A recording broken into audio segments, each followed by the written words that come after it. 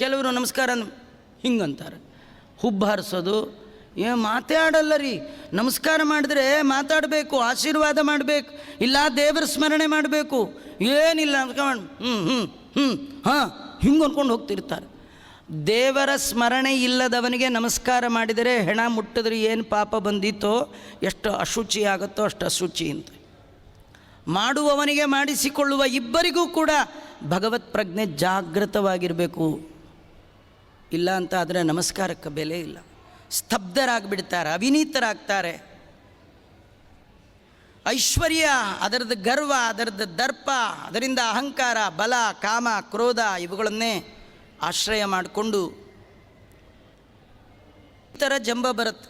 ನಾನು ಈ ಕೆಲಸ ಮಾಡ್ತಾ ಇದ್ದೇನೆ, ಅದು ಯಾರು ಏನು ಮಾಡ್ತಾರೆ ನೋಡೇ ಬಿಡ್ತೀನಿ, ಅದು ಹೇಗೆ ನಿಲ್ಲಿಸ್ತಾರೆ ನೋಡೇ ಬಿಡ್ತೀನಿ. ಎಲ್ಲರಲ್ಲೂ ದೇವರಿರೋದಾದರೆ ಅವನೇನು ಮಾಡ್ತಾನೆ ಮಾಡಲಿ ನೋಡೇ ಬಿಡ್ತೀನಿ. ಈ ಹಿರಣ್ಯಕಶಿಪು ಸಾಯೋ ಕಾಲಕ್ಕೆ ಹೀಗಂದಿದ್ದು. ಎಲ್ಲ ಕಡೆ ದೇವರಿರೋದಾದರೆ ನಮ್ಮ ಮನೇಲಿ ಯಾಕಿಲ್ಲ, ಇದ್ರೂ ಈಚೆಗೆ ಬರಲಿ ನೋಡ್ಕೋತೀನಿ ಅಂಥೇಳಿ ಒದ್ದಿದ್ದು. ಅದಕ್ಕೆ ದೇವರು ಕಂಬದಿಂದ ಬಂದು ಅವನನ್ನು ಸಂಹಾರನೇ ಮಾಡಿಬಿಟ್ಟು, ವಿಧಿಗೆ ಶಾಸ್ತ್ರಕ್ಕೆ ವಿರುದ್ಧವಾದ ಬೇರೆ ಬೇರೆ ಕ್ರಮದ ಯಜ್ಞಯಾಗಾದಿಗಳನ್ನು ಮಾಡ್ತಾರೆ. ತಾನಹಂ ದ್ವಿಷತ ಕ್ರೂರಾನ್ ಸಂಸಾರೇಶು ನರಾಧಮಾನ್ ಕ್ಷಿಪಾಮ್ಯಜಸ್ರಂ ಅಶುಭಾನ್ ಆಸುರೀಶ್ವೇವ ಯೋನಿಷು. ಭಗವಂತ ಎಷ್ಟು ಸಿಟ್ಟಾಗಿ ಹೇಳ್ತಾನೆ ನೋಡಿ. ಯಾರು ನನ್ನನ್ನು ದ್ವೇಷ ಮಾಡ್ತಾ ಇದ್ದಾರೆ ಅಂತಹ ಅಯೋಗ್ಯರಾದ ಮನುಷ್ಯರನ್ನು ಮತ್ತೆ ಮತ್ತೆ ಈ ಸಂಸಾರಕ್ಕೆ ಹಾಕಿ ಕೆಟ್ಟ ಕೆಟ್ಟ ಆಸುರ ಜನ್ಮವನ್ನು ಕೊಡ್ತೇನೆ. ಆಸುರೀಂ ಯೋನಿಮಾಪನ್ನ ಮೂಢಾಹ ಜನ್ಮನಿ ಜನ್ಮನಿ. ಪ್ರತಿ ಜನ್ಮದಲ್ಲಿಯೂ ನನ್ನ ಜ್ಞಾನ ಅವರಿಗೆ ಸಿಗಬಾರ್ದು, ಹಾಗೆ ಮಾಡ್ತೇನೆ ಅಂತ. ದೇವರೇನಾರು ಹೀಗೆ ನಮ್ಮ ಮೇಲೆ ಜಿದ್ದಿಟ್ಬಿಟ್ರೆ ನಮ್ಮ ಕಥೆ ಏನ್ರಿ? ಯಾವಾಗಲೂ ವಿನಯದಿಂದ ಭಗವಂತ ಕಂಡಾಗೆಲ್ಲ ಬಗ್ಗುವ ಬಾಗುವ, ಭಗವಂತನ ಭಕ್ತರು ಕಂಡಾಗ ಭಗವಂತನಿಗೆ ಹೇಗೋ ಹಾಗೆ ಭಗವಂತನ ಭಕ್ತರಿಗೂ ಬಗ್ಗುವ ಬಾಗುವ ವಿನಯದ ಬುದ್ಧಿ ಇತ್ತು ಅಂತಾದರೆ ಇವತ್ತಲ್ಲ ನಾಳೆ ಬಹುನಾಂ ಜನ್ಮನಾಮಂತೆ ಜ್ಞಾನವಾನ್ ಮಾಂ ಪ್ರಪದ್ಯತೆ. ಇವತ್ತಲ್ಲ ನಾಳೆ ಅವನ್ನ ರಿಪೇರಿ ಮಾಡಿ ನನ್ನ ಲೋಕಕ್ಕೆ ಕರ್ಕೊಂಡು ಹೋಗ್ತೇನೆ. ಯಾರಿಗೆ ಈ ದುರಹಂಕಾರ ದರ್ಪ ಇದೆ ಅವನು ಎಂದೂ ಬಿಡಲ್ಲ. ಮಮ ಅಪ್ರಾಪ್ಯ ಇವ ಕೊಂತೆಯ ತಥೋ ಯಾಂತಿ ಅಧಮಾಂಗತಿಂ. ಎಷ್ಟು ಜನ್ಮ ತಳೆದರೂ ಕೂಡ ಎಂದೆಂದಿಗೂ ನನ್ನನ್ನು ಹೊಂದದೆ ನಿತ್ಯವಾದ ನರಕವನ್ನೇ ಹೊಂತಾರೆ. ಇಂಥ ನರಕಕ್ಕೆ ಮೂರು ಬಾಗಿಲು ಅಂತಾನೆ. ಈ 3 ಬಾಗಿಲು ಹುಷಾರಾಗಿರ್ರಿ. ತ್ರಿವಿಧಂ ನರಕಸ್ಯೇದಂ ದ್ವಾರಂ ನಾಶಮಾತ್ಮನಃ ಕಾಮಃ ಕ್ರೋಧಃ ತಥಾ ಲೋಭಃ ತಸ್ಮಾದೇತತ್ರಯಂ ತ್ಯಜೇತ್. 3 ಬಾಗಿಲಂತೆ. ಇದು 3 ಇತ್ತು ಅಂದರೆ ನಾನಾ ಸ್ಟಾಪ್ ಇಲ್ಲ, ನಾನ್ ಸ್ಟಾಪ್ ನರಕ ಕೊಟ್ಟು ಹೋಗ್ತೀರಿ. ಯಾವುದದು? ಒಂದು ಕಾಮ, ಮತ್ತೊಂದು ಕ್ರೋಧ, ಇನ್ನೊಂದು ಲೋಭ. ಇದು ನರಕದ ಸಾಧನ. 3 ಇಲ್ಲದವರಿಗೆ ಹೆಸರೇ ತ್ರೀ. ಋಷಿಗಳ ಕಥೆ ಕೇಳಿದಿರಿ, ಭಾಗವತದಲ್ಲಿ ಬರುತ್ತೆ. ದತ್ತಾತ್ರೇಯ ಭಗವಂತನ ಅವತಾರ, ಅವನ ತಂದೆ ಅತ್ರಿ, ಹೆಂಡತಿ ಅನಸೂಯ, ಅನಸೂಯೆಯ ಗಂಡ ಅತ್ರಿ, ನತ್ರಿ, ಅತ್ರಿ. ಅವರಲ್ಲಿ 3 ಇರಲಿಲ್ಲಂತೆ. ಯಾವುದಿರಲಿಲ್ಲ? ಕಾಮ ಇರಲಿಲ್ಲ, ಕ್ರೋಧ ಇರಲಿಲ್ಲ, ಲೋಭ ಇರಲಿಲ್ಲ. ಆಚಾರ್ಯ ಈ ಕಾಮಕ್ರೋಧ ಲೋಭ 6 ಅಲ್ವಾ ಅಂತ ಕೆಲವರು. ಯಾಕೆ ಕೃಷ್ಣ 3 ಹೇಳಿದ್ದಾನೆ? ಅದೇನೆಂದರೆ 3ಕ್ಕೆ 3 ಫ್ರೀ ರೀ. ನಿಮಗೆಲ್ಲ ಫ್ರೀ ಬೇಕಲ್ವಾ? ಈ ಫ್ರೀ ಇರೋದ್ರಿಂದಲೇ ಅರ್ಧಜ್ರಿ ಎಲ್ಲ ಕಡೆ ಫ್ರೀ ಫ್ರೀ ಫ್ರೀ ಫ್ರೀ ಅಂದರೆ ಮೋಸ ಅಂತ ಅರ್ಥ. ಆದರೆ ಈ ಕಾಮಕ್ರೋಧ ಲೋಭಗಳಿದೆಯಲ್ಲ, ಇದು ಬೈ 1 ಗೆಟ್ 1 ಇದ್ದಾಗ 3 ತೊಗೊಂಡ್ಬಿಟ್ರೆ 3 ಅವಾಗವೇ ಮನೆಗೆ ಬಂದುಬಿಡುತ್ತೆ. ಅದರಿಂದ ಈ 3 ಬಾಗಿಲು ಕ್ಲೋಸ್ ಮಾಡಿಕೊಂಡ್ರೆ ಇನ್ನು 3 ಬರಲ್ಲ. ಹಾಗಾದರೆ ನೀವು ಬಹಳ ಎಚ್ಚರಿಕೆಯಿಂದ ಇರಬೇಕು. ಕಾಮದ ಬಗ್ಗೆ, ಕ್ರೋಧದ ಬಗ್ಗೆ, ಲೋಭದ ಬಗ್ಗೆ ಬಯಸಬೇಡಿ, ಏನನ್ನೂ ಬಯಸಬೇಡಿ. ಕೊಟ್ಟದ್ದನ್ನು ಭಗವತ್ ಪ್ರಸಾದ ಅಂತ ಭಕ್ತಿಯಿಂದ ಸ್ವೀಕಾರ ಮಾಡಿ.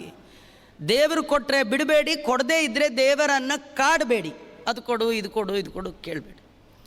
ದೇವರು ಕೊಟ್ಟಾಗ ನಂದು ಅನ್ನುವ ಲೋಭ ಮಾಡಿ ನಿಂದು ತ್ಯಾಗ ಮಾಡಿ. ಕೃಷ್ಣಾರ್ಪಣ ತ್ಯಾಗ ಮಾಡಿ. ನೀವು ನೋಡಿ, ಭೋಗಕ್ಕಿಂತಲೂ ತ್ಯಾಗದಲ್ಲಿ ಬಹಳ ಸಂತೋಷ ಇದೆ.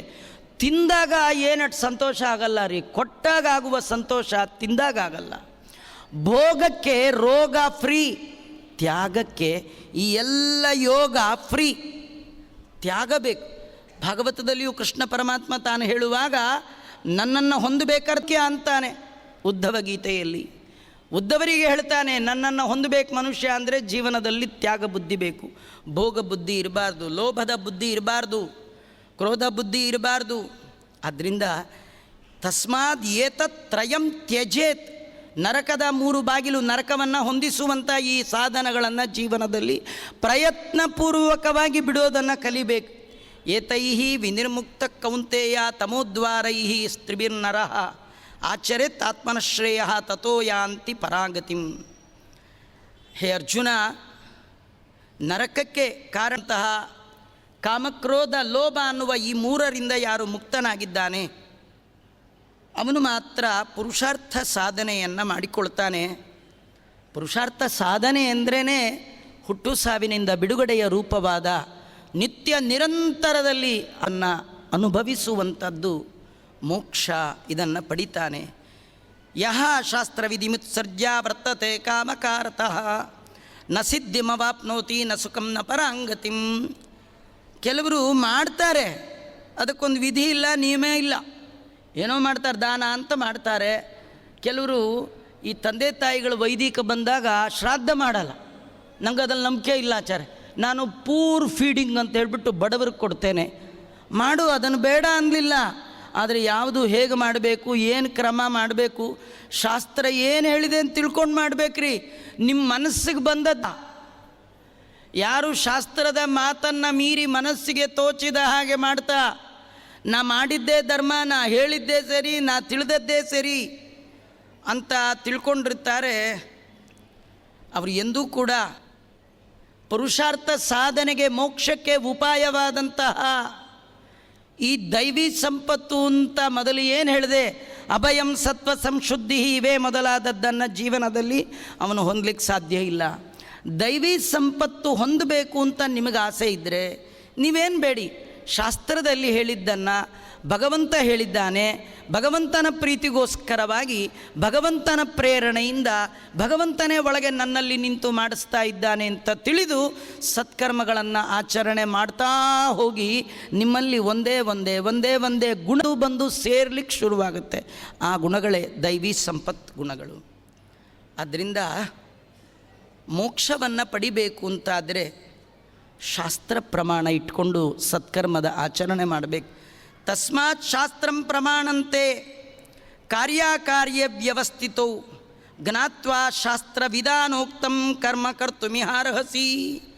ಅದರಿಂದ ಇದು ಕಾರ್ಯ, ಇದು ಮಾಡಬೇಕಾದ್ದು, ಇದು ಮಾಡಬಾರ್ದು, ಇದು ಸರಿ, ಇದು ತಪ್ಪು, ಇದು ಹೀಗೆ, ಇದು ಹೀಗಲ್ಲ, ಆದರೆ ಒಳ್ಳೆಯದಲ್ಲ, ಹೀಗೆ ಮಾಡಿದ್ರೆ ಒಳ್ಳೆಯದು, ಇದಕ್ಕೆಲ್ಲ ಮೂಲ ಯಾವುದು? ಶಾಸ್ತ್ರದ ವ್ಯವಸ್ಥೆ. ಶಾಸ್ತ್ರವೇ ಆಧಾರ.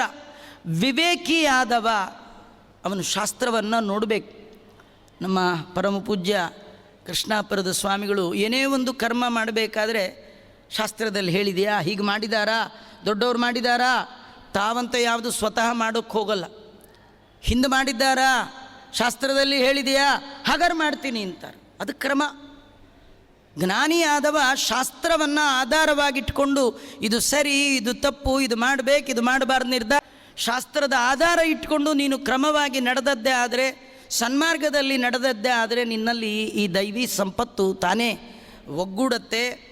ಹಾಗಾಗಿ ನೀನು ಅರ್ಜುನ ಯುದ್ಧ ಮಾಡಲ್ಲ, ಮಾಡ್ತೀನಿ, ಮಾಡಬೇಕೋ ಬೇಡವೋ, ಇದಕ್ಕೆಲ್ಲ ಶಾಸ್ತ್ರ ಆಧಾರ.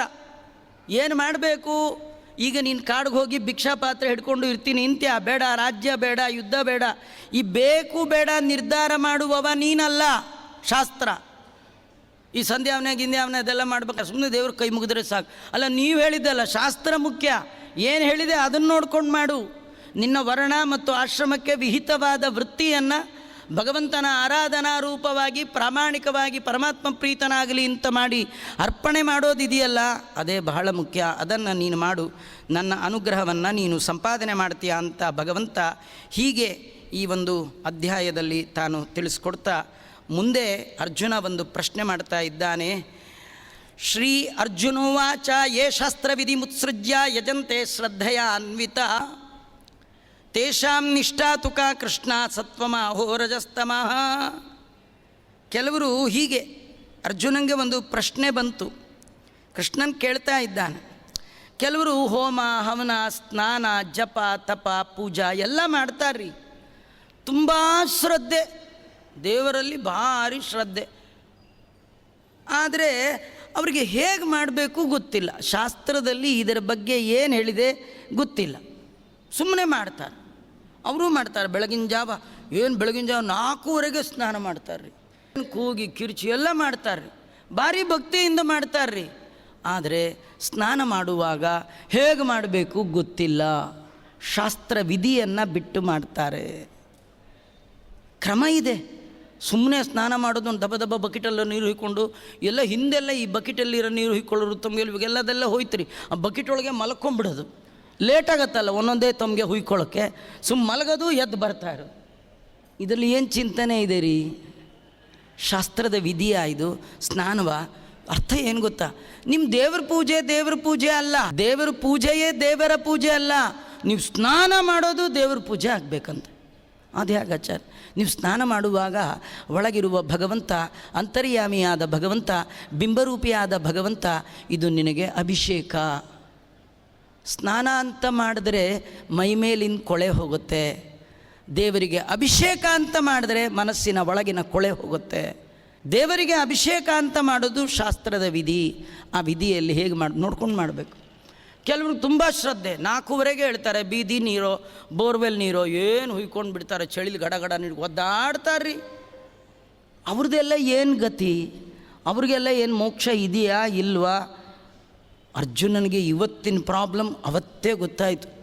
ನಮ್ಮೆಲ್ಲರ ಪ್ರತಿನಿಧಿಯಾಗಿ ಕೇಳ್ತಾ ಇದ್ದಾನೆ. ಕರ್ಮ ಮಾಡ್ತಾರೆ, ಶ್ರದ್ಧೆಯಿಂದ ಮಾಡ್ತಾರೆ. ಆದರೆ ಶಾಸ್ತ್ರ ಕ್ರಮಕ್ಕೆ ಅನುಗುಣ. ಅವರಿಗೆ ಶಾಸ್ತ್ರ ಗೊತ್ತಿಲ್ಲ. ದೇವರಲ್ಲಿ ಭಕ್ತಿ ಮಾಡ್ತಾರೆ, ಕೃಷ್ಣನಲ್ಲಿ ಭಕ್ತಿ. ಕೆಲವರು ಕಣ್ಣು ಮುಚ್ಕೊಂಡು ಪ್ರದಕ್ಷಿಣೆ ಮಾಡಲಿಕ್ಕೆ ಶುರು ಮಾಡಿದ್ರೆ ಕೆಳಗೆ ನಮಸ್ಕಾರ ಮಾಡಿದವ್ರನ್ನೂ ನೋಡಲ್ಲ, ಅವ್ರನ್ನ ತುಳ್ಕೊಂಡೇ ಹೊಟ್ಟೋಗ್ಬಿಡ್ತಾರೆ. ನಮಸ್ಕಾರ ಮಾಡಬೇಕ್ರಿ, ಕಣ್ಣು ಮುಚ್ಕೊಂಡು ಹೋಗಿ ಗೋಡೆಗೆ ಡ್ಯಾಶ್ ಹೊಡೆದು. ಯಾರು ಹೇಳಿದಾರ್ರೀ? ಉರಶ ಶಿರಸ ದೃಷ್ಟ್ಯ. ನಮಸ್ಕಾರ ಮಾಡುವಾಗ ದೃಷ್ಟ್ಯ, ದೇವರನ್ನು ನೋಡ್ತಾ ಮಾಡಿ. ನಿಮಗೆ ಜನನೇ ಕಾಣಲ್ಲ ಅಂತಾದರೆ ಜನಾರ್ದನ ಎಲ್ಲಿಂದ ಕಾಣ್ತಾನ್ರಿ? ಈ ಪ್ರದಕ್ಷಿಣೆ ಕೆಲವರು ಭಕ್ತಿಯಿಂದ ಪ್ರದಕ್ಷಿಣೆ ಮಾಡಿ ಜನನೇ ಅವ್ರಿಗೆ ಡ್ಯಾಶ್ ಹೊಡೆದು ಇವ್ರ ಮೇಲೆ ಬಿದ್ದು, ವಯಸ್ಸಾದವ್ರು ಯಾರು ನಿಂತಿರೋ ಅವ್ರನ್ನ ತಬ್ಬಿ ಮುಂದೆ ಹೋಗಿ ಒಳ್ಳೆ ವೀರವೈಷ್ಣವರು ದೇವರನ್ನ ಮೊದಲು ದರ್ಶನ ಮಾಡಬೇಕು. ಏನೆಲ್ಲ ಮಾಡ್ತಾರ್ರಿ? ಶಾಸ್ತ್ರದಲ್ಲಿ ಹೀಗೆ ಹೇಳಿದೆಯಾ? ಏನು ಶಾಸ್ತ್ರ? ಹೇಗೆ ನಮಸ್ಕಾರ, ಹೇಗೆ ಪ್ರದಕ್ಷಿಣೆ, ಏನು ಗೊತ್ತಿದೆ ಅಲ್ವಾ? ಹೆಜ್ಜೆ ಮೇಲೆ ಒಂದು ಹೆಜ್ಜೆ ಇಡಬೇಕು. ಆಸನ್ನ ಪ್ರಸವ ನಾರಿ. ಇನ್ನೇನು ಪ್ರಸವ ಆಗುತ್ತೆ ಎನ್ನುವಾಗ ಹೆಣ್ಣು ಮಗಳು ಬಾರದ ಕೊಡವನ್ನು ಹೊತ್ತು ಹೇಗೆ ನಡಿಬೇಕು ಹಾಗೆ ನಡಿಬೇಕಂತ ದೇವರಿಗೆ ನಮಸ್ಕಾರ ಮಾಡಬೇಕಾದ್ರೆ ನಾವೆಲ್ಲ ಒಳ್ಳೆ ಥರ ನಡೀತಿರ್ತೀವಿ. ಬರ್ರಂತ ತಿರುಗಿ ಏನಾರು ಸ್ಕೂಟ್ರಿದ್ರೆ ಅದರೊಳಗೆ 3 ಪ್ರದಕ್ಷಿಣೆ ಮಾಡಿ ಅಲ್ಲೇ ಒಂದು ಸತಿ ಬಿದ್ದು ಎದ್ದು ಇದು ಪ್ರದಕ್ಷಿಣೆನ ಭಕ್ತಿಯಿಂದ ಮಾಡ್ತಾರ್ರಿ. ಅವ್ರಿಗೇನಾಗುತ್ತೆ? ಏನಾಗುತ್ತೆ ನಾಳೆ ನೋಡೋಣ ಅಂತ ಹೇಳ್ತಾ